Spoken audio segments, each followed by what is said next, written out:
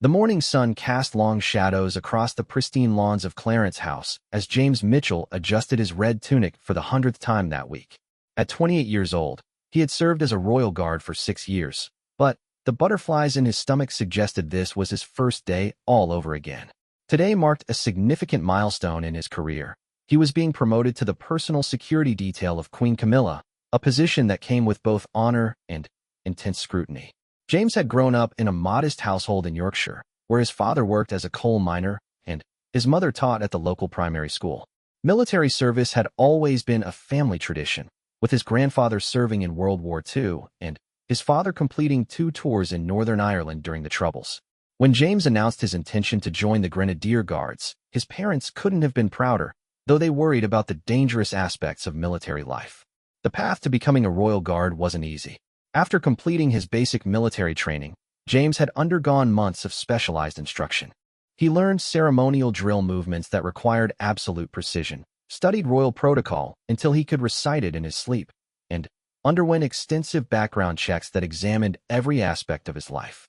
The physical demands were equally challenging, standing motionless for hours in all weather conditions, maintaining perfect posture while wearing the heavy bearskin hat and wool uniform, and remaining alert despite the monotony of ceremonial duties.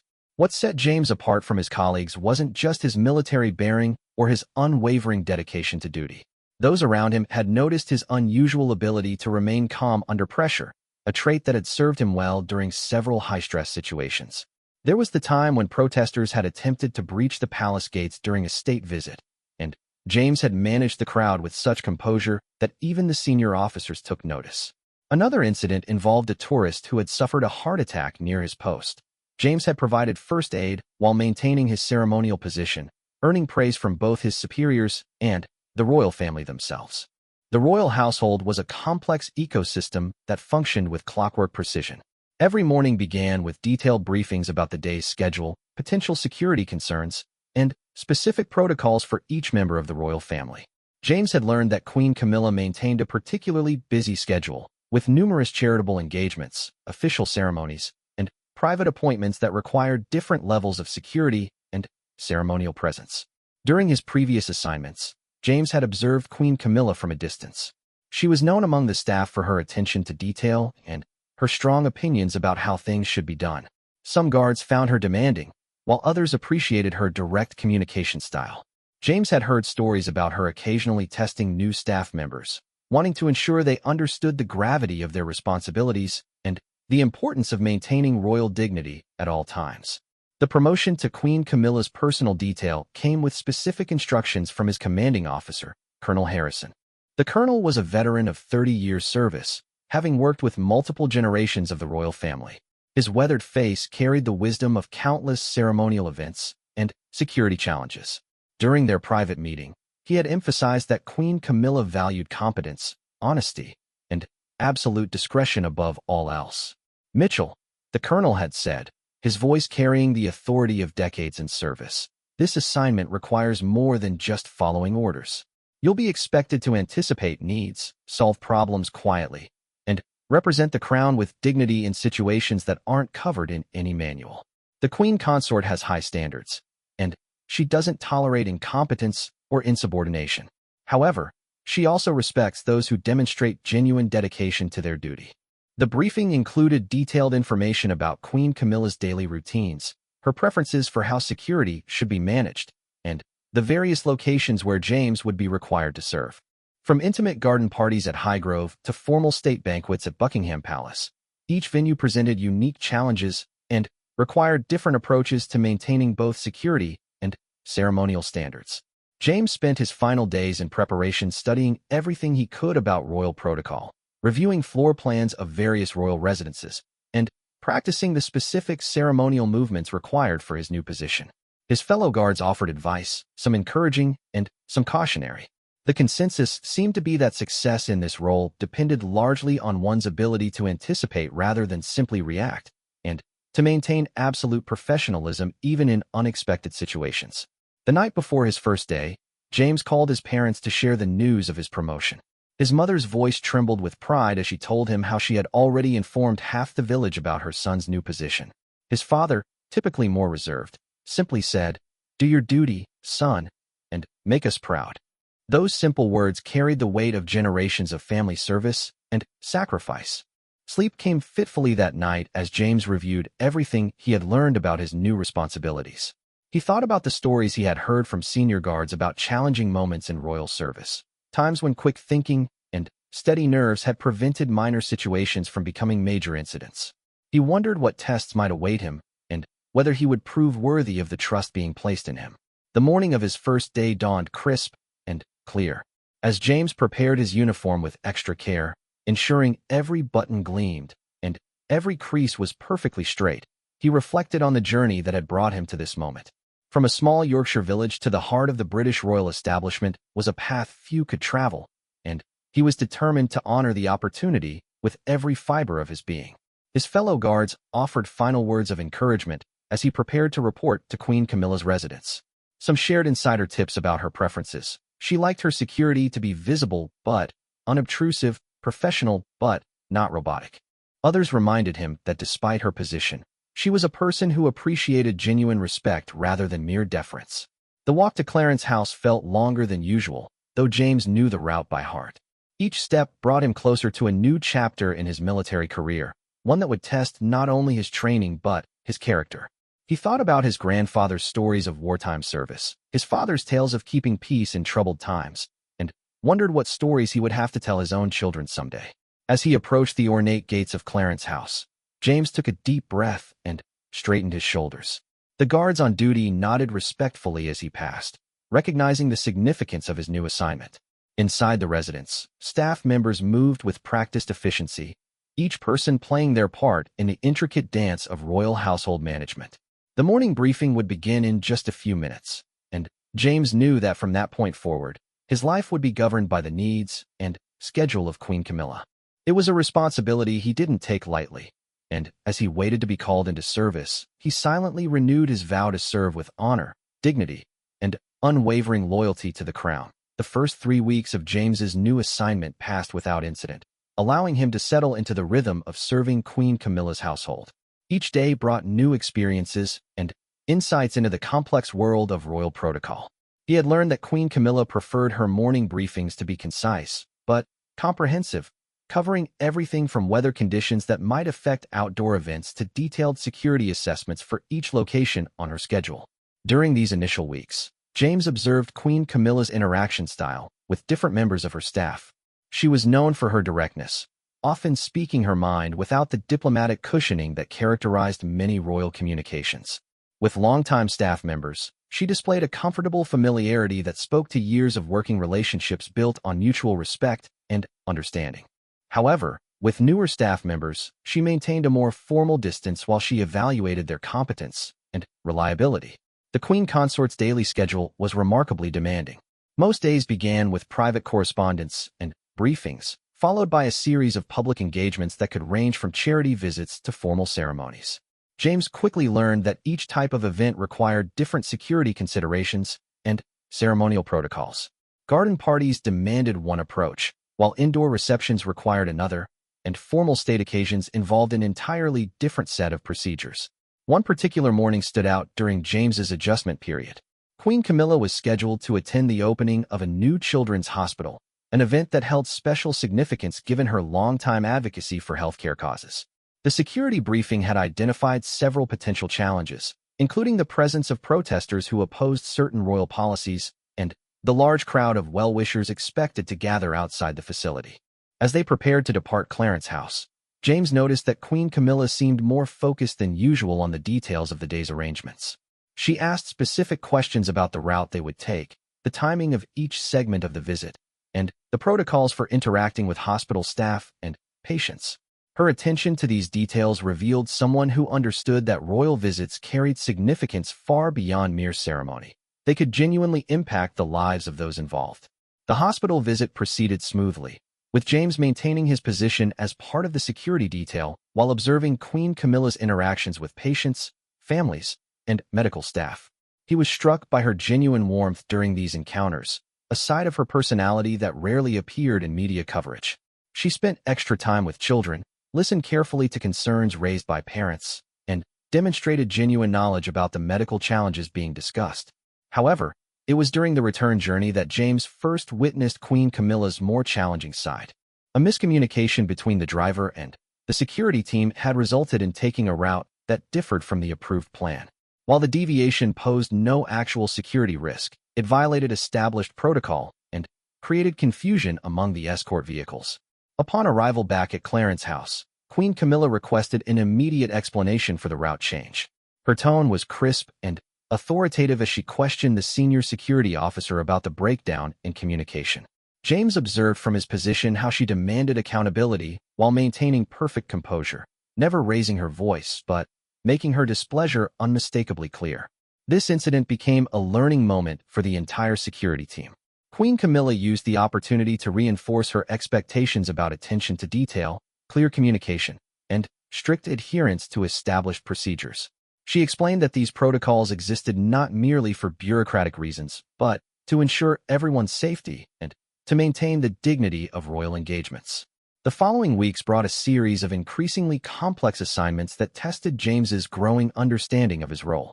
A state dinner at Buckingham Palace required him to master the intricate choreography of formal ceremonial duties while maintaining vigilant security awareness.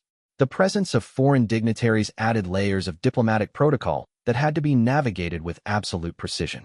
During the state dinner preparation, James witnessed Queen Camilla's meticulous attention to every detail of the evening's arrangements. She personally reviewed seating charts, menu selections, floral arrangements, and even the specific positioning of security personnel throughout the evening. Her involvement in these details wasn't micromanagement, but rather a reflection of her understanding that every element of such events contributed to their success or failure. The dinner itself proved to be a masterclass in royal hospitality and diplomacy. James observed how Queen Camilla seamlessly transitioned between her various roles throughout the evening: hostess, diplomat, and representative of the crown. Her conversations with foreign guests demonstrated extensive knowledge of international affairs, while her interactions with domestic officials revealed deep familiarity with British political and social issues. One particular moment during the state dinner highlighted Queen Camilla's expectations for those serving in her household. A young footman had made a minor error in the placement of ceremonial items during the pre-dinner preparations. Rather than addressing the mistake publicly, Queen Camilla quietly summoned the staff supervisor and ensured the error was corrected without drawing attention to the individual involved. Later, however, she made it clear to the entire household staff that such mistakes were unacceptable during important events. Her message was delivered with characteristic directness. She expected excellence in execution, attention to detail, and pride in professional performance. Those who couldn't meet these standards would find themselves reassigned to positions better suited to their capabilities. James began to understand that Queen Camilla's demanding nature stemmed not from personal preference, but from her deep sense of responsibility to the institution she represented. Every public appearance, every ceremonial function, and every official engagement carried the weight of royal tradition and the expectations of the British people. Compromise in standards or execution could reflect poorly not just on her personally, but on the monarchy itself. This understanding was reinforced during a particularly challenging week that included 3 major public engagements, each requiring different approaches and preparations. A charity gala demanded elegant formality, a military ceremony required precise ceremonial execution, and a university visit called for intellectual engagement with academic leaders and students.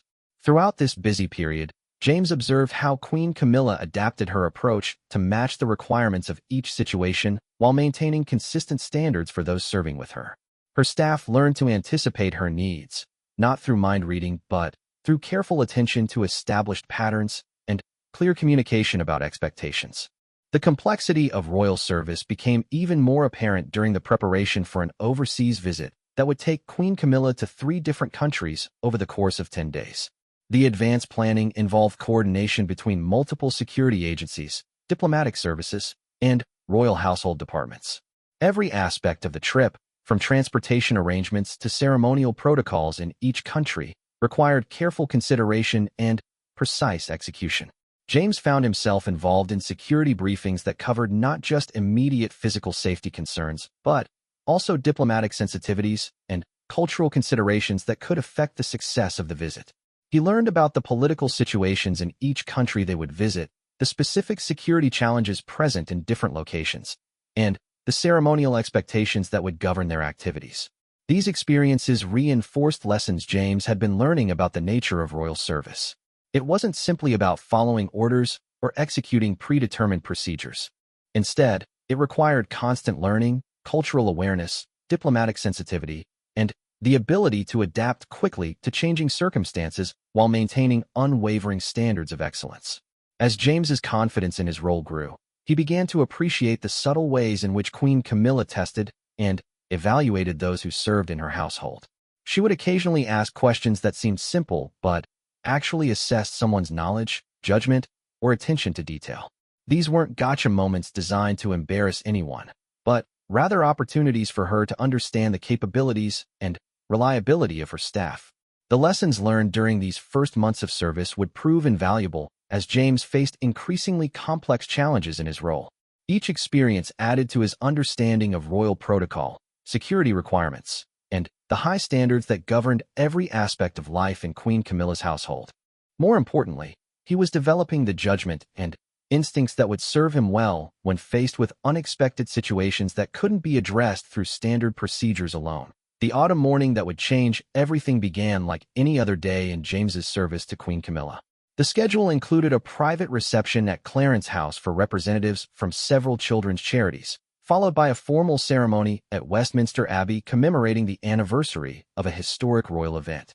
The weather forecast predicted light rain, which meant adjustments to outdoor portions of the day's activities and additional coordination with umbrella bearers and covered walkway arrangements. James had arrived early, as was his custom, to review the security arrangements and ensure all ceremonial elements were in proper order. The household staff moved with their usual efficiency, preparing reception areas, arranging floral displays, and setting up the receiving line where Queen Camilla would greet each guest individually. Everything appeared to be proceeding according to plan when the first indication of trouble emerged during the morning briefing. Lady Margaret Thornberry, Queen Camilla's senior lady-in-waiting, approached with an expression that immediately caught James's attention. Lady Margaret had served in the royal household for over 20 years and was known for her unflappable demeanor and ability to handle even the most delicate situations with grace and discretion. The concern evident in her usually composed features suggested something significant had occurred. The issue, as Lady Margaret explained in hushed tones, involved one of the day's honored guests. Sir Edmund Blackwood, a prominent philanthropist and longtime supporter of royal charities, had recently been the subject of newspaper allegations regarding questionable business practices. While no formal charges had been filed, and Sir Edmund maintained his innocence, the allegations had created a delicate situation regarding his scheduled presentation to Queen Camilla during the reception. Palace protocol in such situations typically favored caution. When public figures invited to royal events became subjects of controversy, the standard approach involved quietly removing them from guest lists to avoid any potential embarrassment to the royal family. However, Sir Edmund's case presented complications that made such a straightforward solution problematic. Sir Edmund had been a generous supporter of children's charities for over 3 decades, contributing millions of pounds to causes personally championed by Queen Camilla. His charitable work was well documented and genuine, separate from whatever business controversies might be swirling around him. Additionally, the timing of the allegations had raised questions among royal advisors about whether they represented legitimate concerns or politically motivated attacks designed to damage both Sir Edmund and, by extension, the royal charities he supported. Queen Camilla's response to this delicate situation revealed the complexity of royal decision-making in an era of instant media coverage and social media speculation. Rather than immediately accepting the recommendation to quietly disinvite Sir Edmund, she requested a thorough briefing on the specific nature of the allegations, their sources, and the evidence supporting or contradicting them. The briefing, conducted by her private secretary and senior advisors, laid out a complicated picture. The allegations centered on Sir Edmund's business dealings in developing countries, specifically claims that his construction company had engaged in corrupt practices to secure government contracts. However, the sources of these allegations included political opponents in those countries and business rivals who had lost contracts to Sir Edmund's company. Moreover, Sir Edmund had provided documented evidence contradicting many of the specific claims, including independent audits of his overseas operations and testimonials from local officials praising his company's ethical practices and positive community impact. The situation remained unclear, with legitimate questions on both sides and no definitive proof of wrongdoing. Queen Camilla's decision-making process in this situation demonstrated the careful balance required in royal duties between institutional protection and personal judgment. She could not ignore the potential risks to the monarchy's reputation if the allegations against Sir Edmund proved true, and photos emerged of him being honored at a royal reception. However, she also recognized the injustice of punishing someone for unproven allegations, particularly someone whose charitable contributions had genuinely helped thousands of children. After careful consideration, Queen Camilla made a characteristically direct decision. Sir Edmund would remain on the guest list, but the planned special recognition ceremony would be postponed pending resolution of the allegations. This approach acknowledged the uncertainty surrounding the situation while avoiding a rush to judgment based on unproven claims. The decision required immediate adjustments to the day's program and careful communication with other guests to avoid drawing attention to the changes.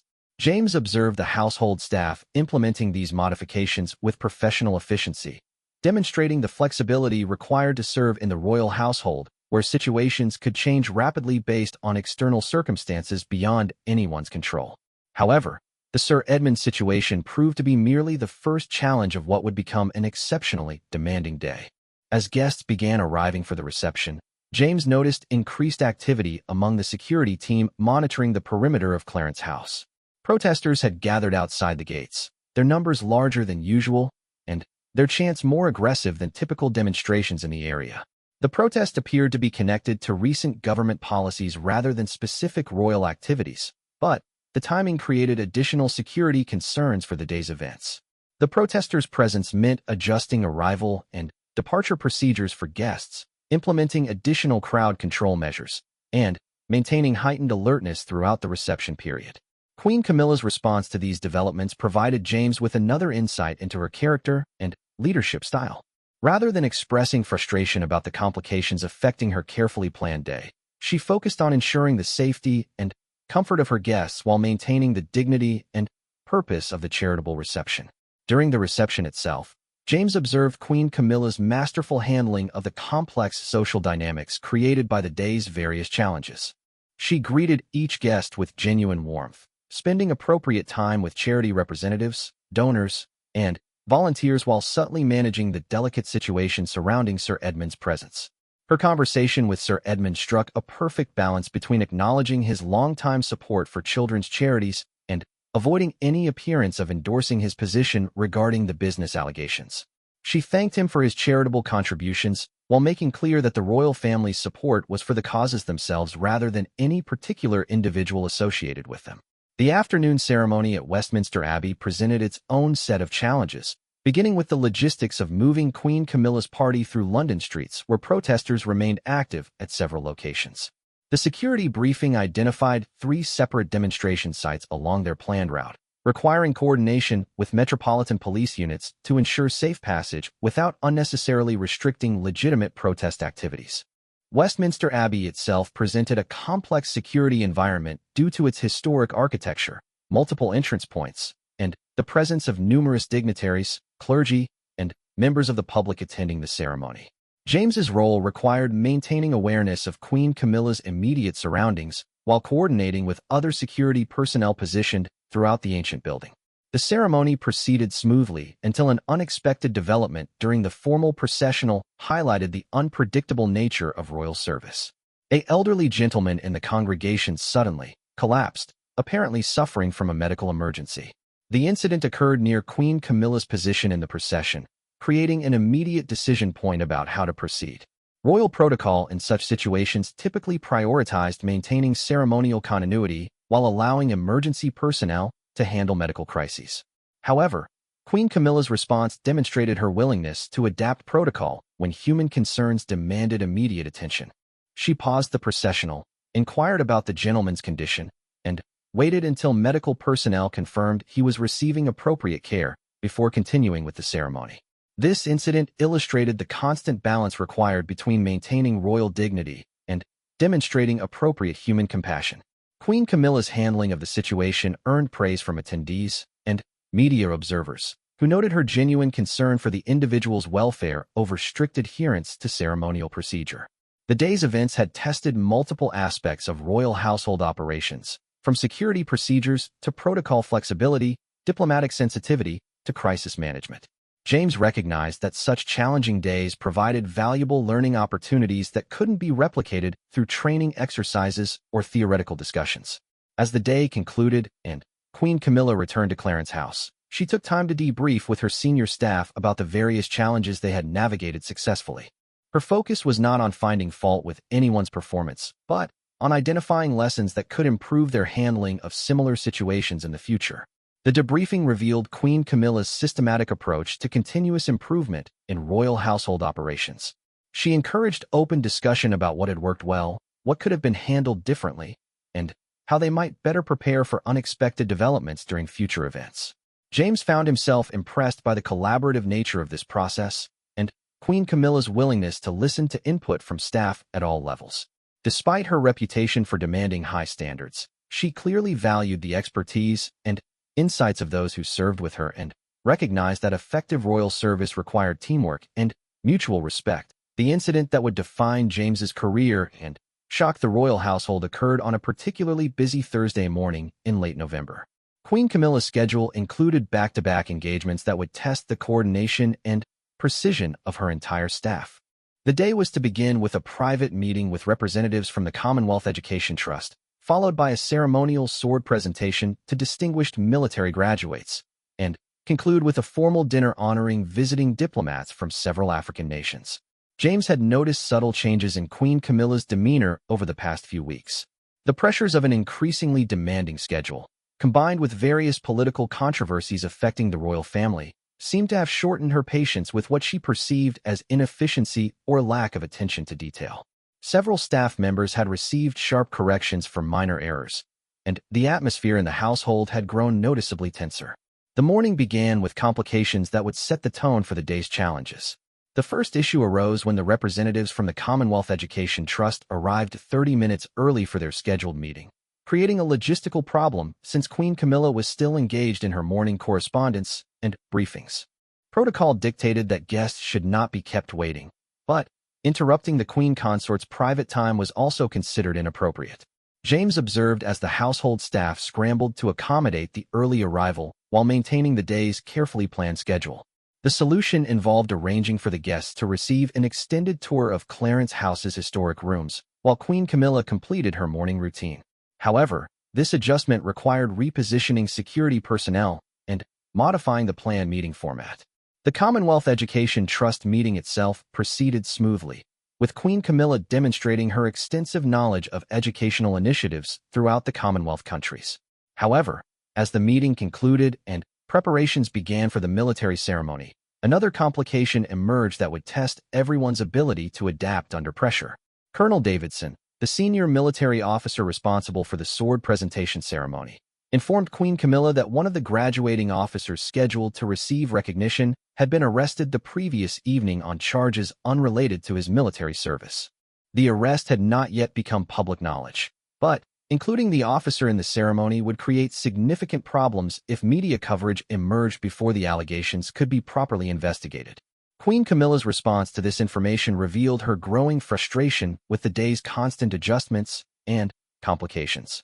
She questioned why such information hadn't been communicated earlier, demanded a detailed explanation of the screening procedures used for ceremony participants, and made clear her expectation that such situations should be identified and resolved before reaching her attention.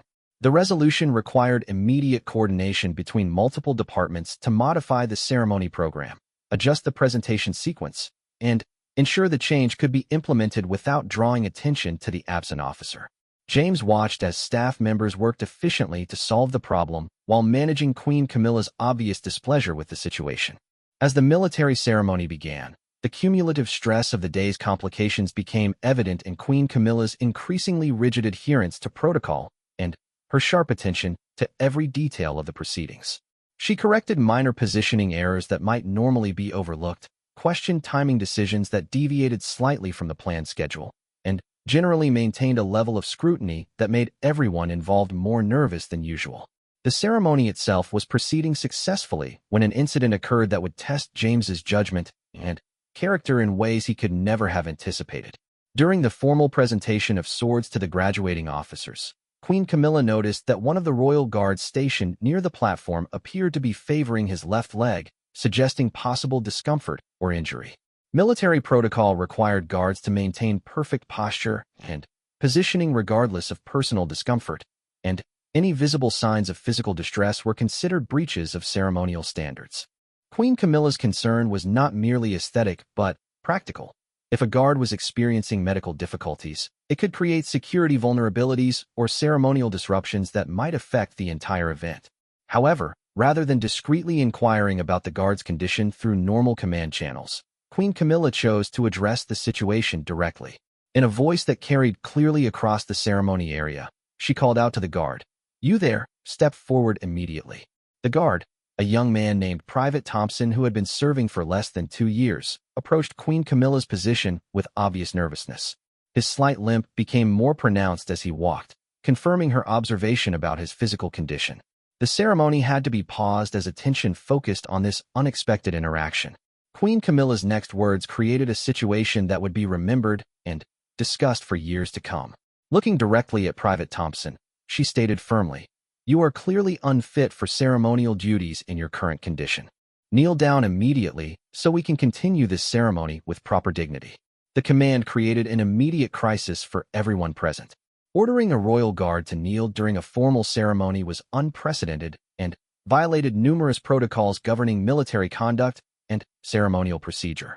More importantly, it placed Private Thompson in an impossible position where obeying the order would compromise his military dignity, while refusing would constitute direct insubordination to a senior member of the royal family. James found himself witnessing a moment that would test not only Private Thompson's character, but the principles underlying the entire system of royal service. The traditional expectation was that royal commands, particularly those issued publicly during formal ceremonies, should be obeyed without question or hesitation. However, the nature of this particular command raised fundamental questions about the balance between royal authority and military protocol. Private Thompson's response would later be described by those present as a masterclass in respectful resistance under pressure. Rather than immediately complying or openly refusing, he stood at perfect attention and replied in a clear, calm voice that could be heard throughout the ceremony area. "Your Majesty, I respectfully request permission to continue my duties in service to the crown while standing." The response was remarkable for several reasons. First, it acknowledged Queen Camilla's authority while gently but firmly declining to comply with her command. Second, it framed his position in terms of service to the crown rather than personal pride or comfort. Finally, it demonstrated the kind of composed thinking under pressure that military training was designed to develop but which rarely faced such a public test. Queen Camilla's reaction to Private Thompson's response created a moment of tension that seemed to stretch endlessly despite lasting only seconds. Those present later reported that her expression cycled through surprise, consideration, and what appeared to be grudging respect for the young guard's handling of an impossible situation. The resolution came when James made a decision that would define his own career and demonstrate the kind of leadership that emerges in moments of crisis. Stepping forward from his position, James addressed Queen Camilla directly. "Your Majesty, Private Thompson is under my supervision during this ceremony. If his condition requires attention, I request permission to handle this matter through proper military channels after the ceremony concludes." James's intervention accomplished several important objectives simultaneously. It provided Queen Camilla with a face-saving way to step back from her command without appearing to reverse her decision. It protected Private Thompson from the impossible choice between royal obedience and military dignity. Most importantly, it demonstrated the kind of thoughtful leadership that respected both royal authority and military protocol. The ceremony resumed with Queen Camilla accepting James's suggestion and Private Thompson returning to his position. However, the incident had created ripples that would extend far beyond the immediate situation. Word of the exchange spread quickly through the royal household and military communities, generating discussions about the proper balance between royal prerogatives and individual dignity. In the immediate aftermath, Queen Camilla requested a private meeting with both James and Private Thompson to discuss the incident and its implications. During this meeting, she demonstrated the kind of reflective leadership that had earned respect throughout her years of royal service. She acknowledged that her public command had placed Private Thompson in an unfair position and praised both guards for handling a difficult situation with professionalism and dignity. The incident became a teaching moment for everyone involved about the complexities of royal service in modern times. Traditional notions of absolute obedience had to be balanced against contemporary understanding of individual dignity and professional respect. The resolution demonstrated that effective royal service required not blind compliance, but thoughtful judgment and mutual respect between all parties involved. For James, the incident marked a turning point in his relationship with Queen Camilla and his understanding of leadership within the royal household. His willingness to step forward and provide a constructive solution when others might have simply watched the situation unfold earned recognition from his superiors and established his reputation as someone who could be trusted to handle delicate situations with wisdom and discretion. The days following the ceremony incident brought unexpected changes to life within Queen Camilla's household that rippled through every level of royal service. What had begun as a potentially embarrassing confrontation had evolved into something far more significant, a moment of genuine learning and growth that would reshape relationships and protocols for years to come. Private Thompson, who had feared his military career might be over after declining a direct royal command, instead found himself the recipient of unprecedented recognition.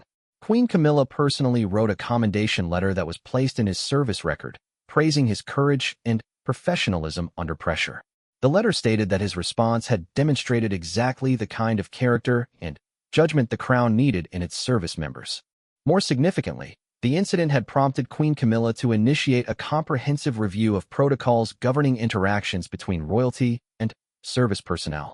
She recognized that the traditional system, developed in earlier eras, needed updating to reflect contemporary understanding of dignity, respect, and effective leadership. The review would involve input from military experts, royal historians, and current service members at all levels. James found his role expanding beyond traditional security duties as Queen Camilla increasingly sought his input on matters involving military protocol and personnel management. His calm handling of the ceremony crisis had demonstrated exactly the kind of thoughtful leadership she valued, and she began including him in discussions about household operations that went far beyond his original responsibilities. The transformation in Queen Camilla's leadership style became evident in the weeks following the incident. Staff members noticed that she was more likely to ask questions before issuing commands, more willing to explain her reasoning when giving instructions, and more open to input from those serving under her. The change wasn't a sign of weakness, but rather an evolution toward a more collaborative and effective form of leadership. One particular example of this evolution occurred during the preparation for a major charity gala that would host over 500 guests at Buckingham Palace. In the past, Queen Camilla would have simply issued detailed instructions about every aspect of the event and expected perfect execution. Instead, she convened planning meetings that included input from security, household staff, protocol experts, and event coordinators. During these meetings, James observed Queen Camilla asking questions that demonstrated both her attention to detail and her respect for others' expertise. When the head chef suggested modifications to the planned menu based on dietary restrictions among the guests, she listened carefully and asked thoughtful questions about how the changes might affect other aspects of the evening. When security raised concerns about certain seating arrangements, she worked with them to find solutions that maintained both safety and social objectives. The charity gala itself proved to be a showcase for the new collaborative approach to royal event management. Every detail had been carefully considered through input from multiple perspectives, resulting in an evening that flowed smoothly from start to finish. Guests later commented on the seamless organization and the obvious care that had gone into every aspect of their experience. However, the true test of the changes within Queen Camilla's household came during an international crisis that required rapid adaptation of a planned state visit. Political tensions in the visiting country had escalated to the point where security agencies recommended significant modifications to the planned program, including cancellation of several public events and relocation of others to more secure venues. In previous years, such recommendations might have led to frustration and tension as Queen Camilla worked to balance security requirements with diplomatic objectives. Instead, The crisis became an opportunity to demonstrate the effectiveness of her evolved leadership approach. She convened immediate consultations with security experts, diplomatic advisors, and household staff to develop solutions that addressed safety concerns while maintaining the visit's important diplomatic purposes. James found himself playing a crucial role in these consultations, providing input on security arrangements while also offering perspectives on how changes might affect the visiting dignitary's experience. His ability to think through complex problems and offer practical solutions had made him an increasingly valuable advisor on matters extending well beyond traditional guard duties. The modified state visit proceeded successfully, with creative solutions that maintained important ceremonial elements while ensuring everyone's safety. Indoor receptions replaced outdoor gatherings, private meetings substituted for some public events, and enhanced security measures were implemented so seamlessly that they enhanced rather than detracted from the overall experience. Throughout the crisis, Queen Camilla's leadership demonstrated the benefits of the collaborative approach she had adopted. Rather than simply issuing orders and expecting compliance, she had engaged her entire team in problem-solving that produced better outcomes than any individual could have achieved alone. The success reinforced her commitment to continuing this evolution in her leadership style. The impact of these changes extended beyond Queen Camilla's immediate household.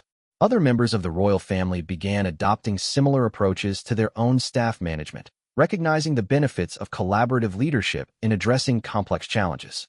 The entire royal establishment was quietly evolving toward more effective and respectful forms of organization. For James personally, the months following the ceremony incident brought recognition and advancement opportunities he had never expected. His thoughtful handling of the crisis had established his reputation throughout the royal household as someone who could be trusted with sensitive situations and complex responsibilities. Several senior positions became available to him, each offering new challenges and greater influence within the royal establishment. However, James chose to remain with Queen Camilla's household, recognizing that the environment of mutual respect and continuous learning she was creating offered more valuable experience than formal advancement might provide elsewhere.